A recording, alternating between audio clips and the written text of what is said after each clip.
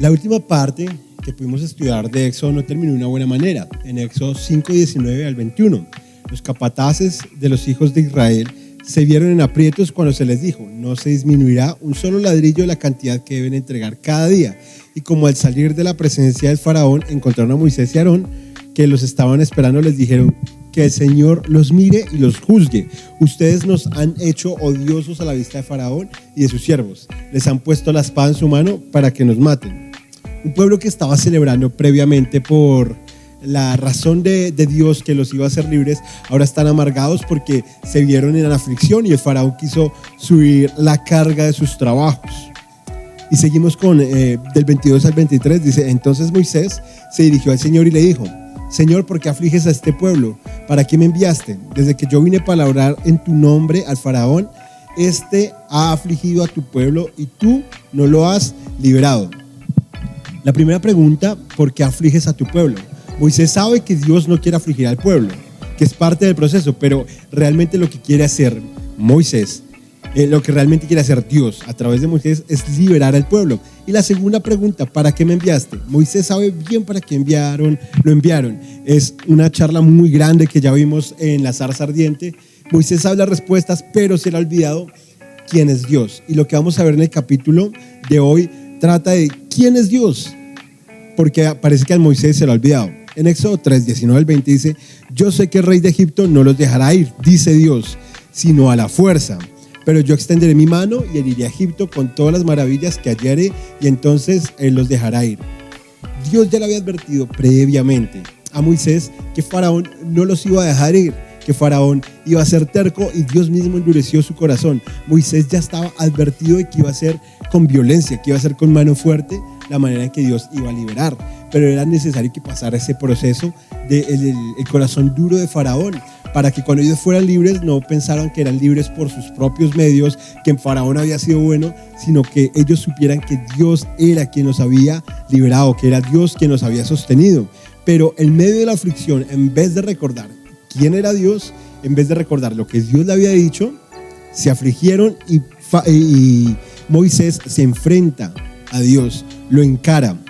Hay una frase de Tim Chester que dice: la tardanza en los cumplimientos de las promesas de Dios revela el corazón de su pueblo. A veces cuando Dios tarda en sus promesas, o cuando las cosas no salen como nosotros queremos, realmente sale a relucir lo que hay dentro, porque hemos olvidado quién es Dios. Todo el Éxodo se encarga de mostrarnos quién es, y Dios se presenta una y otra vez. Éxodo 6, 1 al 8 dice: el Señor respondió a Moisés: ahora verás lo que voy a hacer con el faraón. Solo con mano fuerte los dejará ir, y con mano fuerte los echará fuera de su tierra. Dios volvió a hablar con Moisés y le dijo: yo soy el Señor. Me aparecí a Abraham, Isaac y Jacob como Dios omnipotente, pero con el nombre de Señor no me di a conocer a ellos. También establecí con ellos mi pacto de darles la tierra de Canaán, la tierra donde vivieron como extranjeros.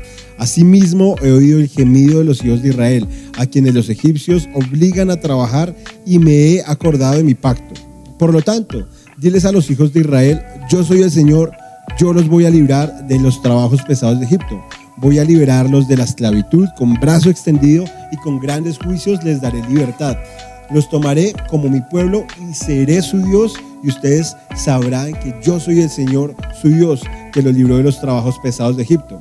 Voy a llevarlos a la tierra por la cual levanté mi mano y juré que se las daría a Abraham, Isaac y Jacob. Yo les daré esa tierra en propiedad. Yo soy el Señor. Esta respuesta de parte de Dios es muy paciente de parte de Él. Es muy cariñosa, muy paciente con Moisés, porque Moisés lo encara y le hace estas preguntas: ¿para qué? ¿Con qué propósito? ¿Por qué hace sufrir a este pueblo? Y Dios le recuerda una vez más la promesa que le había dicho: ahora verás lo que voy a hacer con Faraón. Solo con mano fuerte los dejará ir, y con mano fuerte los echará fuera de su tierra. Es necesario que sea con mano fuerte, como les había dicho, para que el que se llevara la gloria no fuera Faraón por buena gente, o los israelitas porque son superiores, sino que Dios se llevara la gloria. Dios volvió a hablar con Moisés, y lo que les dije al principio es porque a Moisés se le había olvidado quién era el Señor. quién era el Señor. Y eso es lo que hace perder el rumbo, el blanco de todo esto. Y Dios le dice a Moisés, yo soy el Señor. Yo soy el Señor. Se vuelve a presentar a Moisés de esta manera y le da claridad que antes a Abraham, a Isaac y a Jacob no les había revelado el nombre de él. Ellos sabían quién era Dios, pero no sabían realmente cómo se llamaba Dios. Y es como una manera en que Dios se quiera hacer conocer más íntimamente. Luego dice, también establecí con ellos mi pacto de darles la tierra de Canaán, la tierra donde vivieron como extranjeros. De nuevo, le dice, no va a ser de manera fácil. Le dice su nombre, yo soy, esa es la garantía, yo soy, es la garantía. Y les dice nuevamente cuál es el pacto que tiene con ellos. Luego Dios dice que los ha escuchado.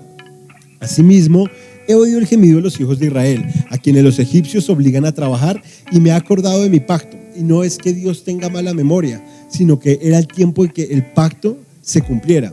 No es que Dios se le olviden las cosas o las situaciones que pasemos o las situaciones que estaban pasando ahí. Tal vez en este trabajo duro con la paja y haciendo estos ladrillos, ellos olvidaron quién era Dios, pero Dios jamás olvidó su pacto. Y me gusta mucho el contraste que hay entre Dios y Faraón. En Éxodo 5, en el capítulo anterior, 15 al 18, dice que los capataces fueron a hablar con Faraón y le dijeron, ¿por qué tratas hacia tus siervos? No se nos da paja y sin embargo nos ordenan hacer la misma cantidad de ladrillos, nos azotan y los culpables somos nosotros, dicen los israelitas.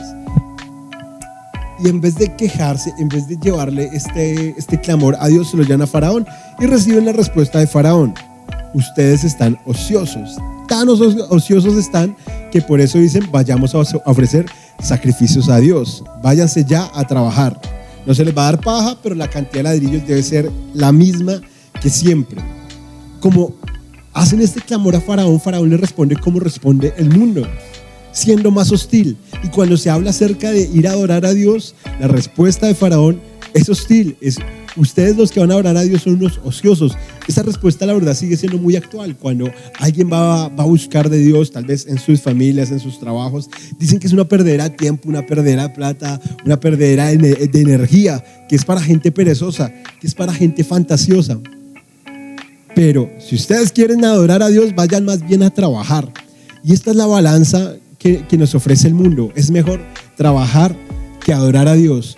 Cuando nuestro clamor está en el lugar equivocado, nosotros vamos a recibir la respuesta de una manera equivocada, haciéndonos concentrar en las cosas de este mundo y no en las del cielo. Entonces, la primera parte que Dios dice, yo soy el Señor, hace claridad a Moisés, recordándole quién es Él. Luego dice, por lo tanto, dile a los hijos de Israel, yo soy el Señor. Ahora no solo para Moisés, sino a los hijos de Israel. Yo soy el Señor. Yo los voy a librar de los trabajos pesados en Egipto. Voy a librarlos de su esclavitud con brazo extendido y con grandes juicios les daré libertad. Ahora Dios se le revela como yo soy al pueblo de Israel. Yo soy el Señor, yo los voy a librar de los trabajos pesados en Egipto. Voy a librarlos de su esclavitud con brazo extendido y con grandes juicios les daré libertad. Otra vez Dios quiere revelarse a Israel con el nombre para que ellos lo puedan conocer. Y Él se quiere dar a conocer como el Redentor. En la Reina Valera del 60 dice, con brazo extendido y con grandes juicios los redimiré. El Redentor, cuando vemos la ley del Leviarato, es el que toma el lugar del muerto. Cuando una mujer estaba casada y ese esposo moría y no tenían hijos, ella tenía que acudir al familiar más cercano que estuviera soltero, y el primer hijo de ese matrimonio iba a tomar el apellido del padre muerto. Esta persona que redimía tomaba el lugar del muerto para dar vida, usaba la muerte para dar vida. Y el Redentor tenía 3 responsabilidades: vengar, proteger y proveer. Y Dios les promete que los va a redimir. Y a lo largo del Éxodo vemos que Dios hace estas cosas: vengar, proteger y proveer. Cuando hablamos de redención, yo creo que la historia que más se me viene a mí a la mente es Ruth y Booz. Que Ruth era una mujer que se le murió el esposo, los 2 hermanos del esposo murieron, el suegro murió, no tenía ningún pariente cercano, no era parte del pueblo de Dios, y Booz aparece como un pariente, la verdad bastante lejano, a redimir a Ruth, a tomar el lugar del esposo, y el primer hijo toma el apellido del esposo muerto, y es usar esa muerte, despojarse para dar vida. Entonces, cuando vemos que Dios nos habla de redimirnos, es mucho más que liberarnos. Es despojarse de él a sí mismo, morir a él mismo, para que lo que estaba muerto ahora dé vida. Y la frase, con grandes juicios les daré libertad. La verdad, cuando uno habla de juicio, lo último que piensa es en libertad. Cuando uno habla de juicio, la verdad piensa es en condena. Pero esta palabra juicio y libertad, es increíble como Dios juzgó a Faraón y a Egipto cuando vemos la redención, que los hace libres. Y de esa misma manera, el juicio de Dios nos ha dado libertad. Pero el juicio de Dios o la justicia de Dios, ¿en qué manera? La justicia de Dios fue en Jesús hecha. Cuando pensamos que la paga del pecado es la muerte, que es lo justo, Jesús toma esa justicia para él. Y en 2 Corintios 5:21 dice: al que no cometió ningún pecado, por nosotros Dios lo hizo pecado, para que en él nosotros fuéramos hechos justicia de Dios. Aquel que no había cometido pecado paga la consecuencia de todos los pecados. Por medio de esa justicia, él nos ha dado libertad. Vemos como Éxodo todo el tiempo está apuntando hacia Jesús. Yo acá tengo un medio trabalenguas que escribí. Dice: Dios en su juicio hizo justicia contra el único llamado justo, y por eso nosotros somos justificados. El juicio de Dios para los que somos salvos es un alivio, porque da libertad, porque sabemos que su justicia se consumó en la cruz y el Redentor tomó el lugar de nosotros para darnos vida. El Redentor tomó el lugar del muerto para que pudiera tener vida. Y el último yo soy de esta parte es: voy a llevarlos a la tierra por la cual levanté mi mano y juré que se la daría a Abraham, Isaac y Jacob. Yo les daré esta tierra en propiedad. Yo soy el Señor. Este último yo soy el Señor ya le dijo a Moisés para revelarse a él, ya le dijo a los israelitas para revelarse a él, y este yo soy el Señor es la firma en la promesa que él va a cumplir. Seguimos con el versículo 9. Dice: esto mismo les dijo Moisés a los hijos de Israel, pero ellos no le hicieron caso debido a su espíritu acongojado, de la crueldad de su esclavitud. Entonces el Señor habló con Moisés y le dijo: ve y habla con el faraón, el rey de Egipto. Dile que deje ir de su país a los hijos de Israel. Pero Moisés se encaró con el Señor y le respondió: como sabes, los hijos de Israel no me hacen caso. Entonces, ¿cómo va a hacerme caso Faraón si yo soy torpe de labios? El Señor habló con Moisés y a Aarón y les dio una orden para los hijos de Israel y para el Faraón, rey de Egipto. Tenía que sacar a Egipto de los hijos de Israel. Este gran mensaje del gran yo soy es llevado a los israelitas, que la tierra que le prometió a Abraham, Isaac y Jacob lo vuelve a llevar Moisés, como en el capítulo anterior. El capítulo anterior causó alegría y fiesta, pero esta vez cuando Moisés lleva esa noticia, ya no hay más alegría, ya no hay más fiesta. La verdad, están aburridos. La verdad, no reciben la buena noticia de ser libres como algo bueno, sino tal vez como ahora va a ser peor, y se sentían acongojados.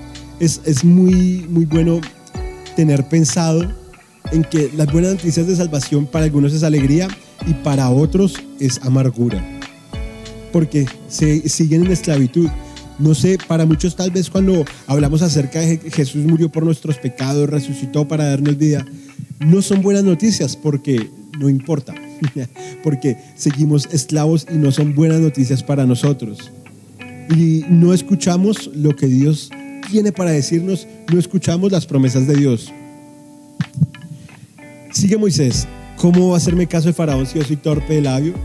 Esta frase ya se la había dicho antes en la zarza. Y Dios, nuevamente lleno de paciencia, da una orden de que tiene que hacerlo. Tiene que hacerlo, y llama de nuevo a Aarón para que él sea hablando por Moisés. Versículo 14. Es un poquito extenso, es una genealogía. Dice: estos son los jefes de la familia de sus antepasados, de los hijos de Rubén, el primogénito de Israel, y su familia fueron Hanoc, Falú, Hezrom y Carmi. De los hijos de Simeón, su familia fueron Gemuel, Jamín, Ohad, Joaquín, Sohar y Saúl, que fue el hijo de una cananea. Leví llegó a vivir 137 años. Estos son los nombres de los hijos de Leví, según sus linajes: Gerson, Coat y Merari.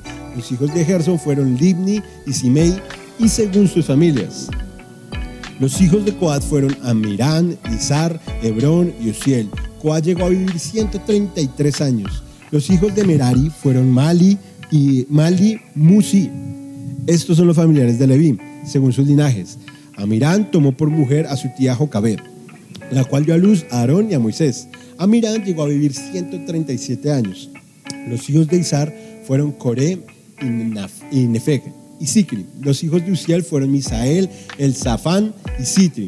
Aarón tomó por mujer a Elisabet, hija de Aminadab y hermana de Nazón, la cual dio a luz a Nadab, Abiú, Eleazar e Itamar. Los hijos de Coré fueron Asir, Elcana y Abiasaf. Estas son las familias de los coreitas. Eleazar, hijo de Aarón, tomó por mujer a una de las hijas de Futiel, la cual dio a luz a Fines. Esos son los jefes de los antepasados de los levitas, según sus familias. A este Aarón y a este Moisés el Señor les dijo: saquen de Egipto a los hijos de Israel en orden de batalla. Estos, Moisés y Aarón, fueron los que hablaron con el faraón, rey de Egipto, para sacar de Egipto a los hijos de Israel. Nada en la Biblia está colocado al azar. Esta es una genealogía desde Jacob, Israel, con sus hijos, Leví, y directamente Leví, que es el antepasado de Moisés y de Aarón. Muy seguramente esto está colocado porque los israelitas, después de lo que pasó cuando Moisés habló con Faraón y se complicaron las cosas, ellos sintieron que Moisés era un traidor. Pero esta genealogía les da claridad que Moisés hace parte del pueblo escogido de ellos. Ellos habían visto a Moisés cuando era bebé, luego en el palacio de los egipcios, en el palacio de Faraón, hasta los 40 años, luego asesina a un egipcio, se lleva otros 40 años y regresa a llevar el mensaje de Dios que los iba a hacer libres. Entonces han sido 80 años donde ellos no vislumbran a Moisés como uno de los suyos. Pero esta genealogía colocan a Moisés y Aarón como parte de Israel, para que no haya dudas de que ellos vienen de parte de Dios, que ellos mismos son del mismo equipo de los israelitas. Para terminar, el versículo 28 al 30 es la repetición de lo que está antes de la genealogía. Y cuando en la Biblia se repite algo, nosotros tenemos que tener mucho cuidado, porque es algo que realmente está llamando nuestra atención. Dice: cuando el Señor habló con Moisés en la tierra de Egipto, le dijo: yo soy el Señor. Nuevamente habla con el faraón, rey de Egipto, y repítele todo lo que yo te he dicho a ti. Pero Moisés se encaró con el Señor y respondió: como sabes, yo soy torpe de labios, así que ¿cómo va a hacerme caso Faraón? Esta palabra que se repite y sobre todo este énfasis en el yo soy, en el Yahweh, en el Jehová, en Dios revelándose a su nombre, revelando su nombre a Moisés, es para que ellos obedezcan. Algo que me gusta es otra frase de Tim Chester, dice: si se te dificulta obedecer a Dios, no necesitas más fuerza de voluntad, necesitas conocer más a Dios. A veces pensamos que es por las estrategias. No estoy diciendo que las estrategias estén mal para alejarnos del pecado, para hacer muchas cosas, pero la verdad, si no obedecemos a Dios, si estamos lejos de Él, es porque nos falta conocerlo más, porque no lo conocemos realmente en su totalidad. Y pensamos que en el momento más difícil es donde realmente se nos olvida quién es Dios. En los momentos más difíciles es donde se nos olvida quién es Dios. A veces olvidamos quién es Dios cuando todo pinta mal, cuando fracasamos, pero es inevitable no recordar la cruz en esos momentos. Ahí donde todo estaba mal, donde todos los discípulos huyeron. Ese momento donde no estaba saliendo todo conforme al plan del hombre, sino aquel que había venido a redimir, aquel que había venido a liberar, estaba muriendo en una cruz. Me encantan las paradojas de la Biblia, que si quieres ser el mayor, tienes que hacerte el menor, los últimos serán primeros. Y así, de eso se trata la Biblia, del que más esté abajo, del que más se agache. Sujel Michelin tiene una frase que me encanta mucho, y dice: Dios es lo suficientemente fuerte para vencer perdiendo. Dios usa esa aparente derrota de Jesús en la cruz para triunfar sobre la muerte y traernos libertad, así como Dios usa esta aparente derrota de Moisés frente a Faraón para traer libertad. Dios se vale de los momentos difíciles para mostrar su gloria. Esta frase es de Miguel Núñez y dice: en los planes de Dios el dolor tiene un propósito y un significado, no es en vano. Dios no hace nada al azar, ningún sufrimiento, nada que nos pueda amargar, nada que nos pueda hacer sufrir en el momento es algo pasajero o algo ligero. Dios siempre tiene un propósito mayor para darnos salvación. El propósito mayor es la salvación. En conclusión, Dios quiere que lo conozcamos para que cuando estemos pasando la dificultad sepamos que Él ha estado, que Él está y Él estará con nosotros, y Él es el Redentor que nosotros necesitamos.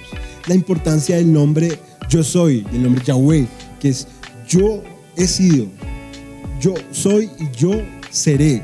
Es el eterno Dios en el que podemos confiar. Y solo tengo 2 aplicaciones. La primera es: quiero animarlos hoy, si está en un momento difícil, el que ha existido desde la eternidad está con nosotros. Y Él es quien nos sostiene, así las cosas alrededor no estén bien. Y la segunda: si no conoces a Jesús, quiero decirte que Él es el único Redentor. Él es el Redentor, quien da su vida por ti, quien te libra de la muerte y toma tu lugar en la cruz. Él es el Redentor. A los israelitas se les prometió un Redentor para pasarlos de Egipto a la tierra prometida. A nosotros se nos prometió un Redentor que volverá por nosotros, que Él ya murió en la cruz para que pasáramos de la muerte a la vida.